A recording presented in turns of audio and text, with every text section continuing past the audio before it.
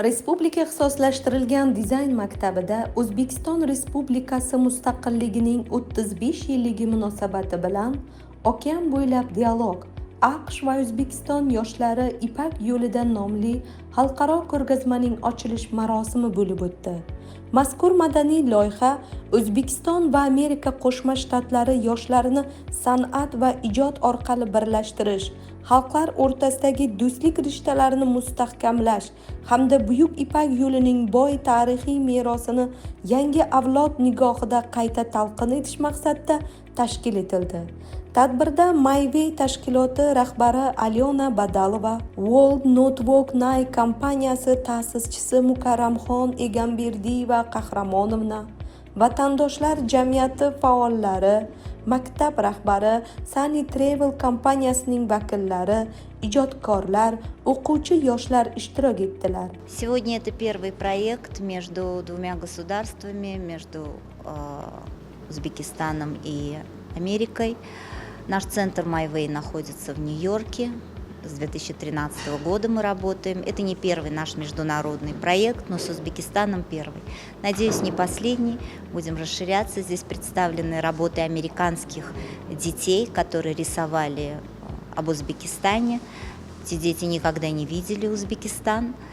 Огромное спасибо нашему арт-директору Эмину Гулиеву, который подготовил эту выставку. Это начало проекта к 35-летию независимости Узбекистана. Выставка будет продолжаться, расширяться, мы продолжаем работать.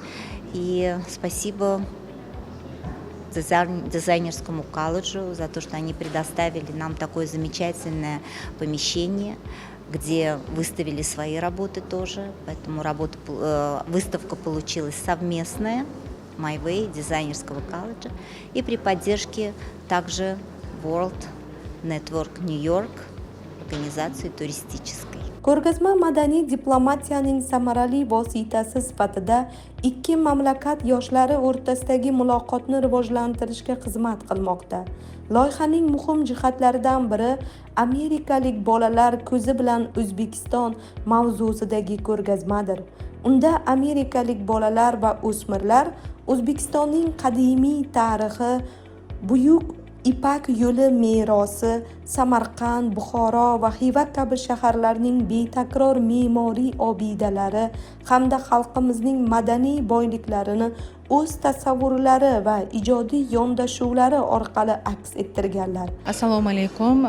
Bugungi ko'rgazmadan maqsad ikki davlat o'rtasidagi do'stlik munosabatlarini yana ham rivojlantirish, ikki davlat o'rtasidagi bolalarda rassomchilik, ya'ni rasmlarga bo'lgan muhabbatini talantli bolalarni O'zbekistonda olib kelib ko'rsatish, ya'ni Amerikadagi yoshlar O'zbekiston haqida qanday tasavvurga ega ekanligi haqidagi rasmlarni bugun olib kelib, bugun mana biz mana shu ko'rgazmani tashkil etdik. Ko'rgazmaning asosiy maqsadi bu O'zbekiston Respublikasining 35 yillik mustaqilligiga bag'ishlanadi. Ya'ni okean ortida ikki davlat o'rtasidagi do'stlik munosabatlarini rivojlantirish, yoshlar o'rtasidagi mehr-muhabbatni uyg'otish, u yerdagi Amerikadagi bolalarni O'zbekistonga, ya'ni turizm sohasi, turizm salohiyatini ko'tarish maqsadida o'tkazilgan ko'rgazma birinchi bosqichi desak bo'ladi. Chunki ikkinchi bosqichi Amerikada, Nyu-Yorkda avgust oyida o'tkaziladi. U yerda O'zbekistondagi mana shu yoshlarni rasmlarini olib ketib, u yerda o'tkazamiz. Hozir biz Amerikadagi bolalarning rasmini olib kelib bu yerda o'tkazdik. Okean bo'ylab dialog ko'rgazmasi nafaqat O'zbekiston mustaqilligining 35 yilligiga bag'ishlangan muhim madaniy tadbir, balki yoshlar diplomatiyasi, xalqaro hamkorlik va madaniyatlararo muloqotni rivojlantirishga qaratilgan ahamiyatli tashabbus sifatida ham katta ahamiyat kasb etadi. Bunday loyihalar xalqlar o'rtasidagi do'stlik va hamjihatlikni mustahkamlab, kelajak avlod uchun mustahkam hamkorlik poydevorini yaratishga xizmat qiladi.